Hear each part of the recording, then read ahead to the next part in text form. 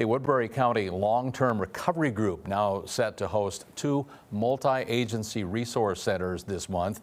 One is on October 8th at Riverside Lutheran Church here in Sioux City. The second is on October 15th. That one's planned in Correctionville at the community center. Both will be open from 3 until 7 o'clock in the evening, and those centers will help support residents who were impacted by historic flooding earlier this summer. Now, some of the resources that will be available include Federal Emergency Management Agency help, the Salvation Army, as well as the American Red Cross. Officials tell us this may be the last chance for people to meet with FEMA in person before the October 22nd application deadline.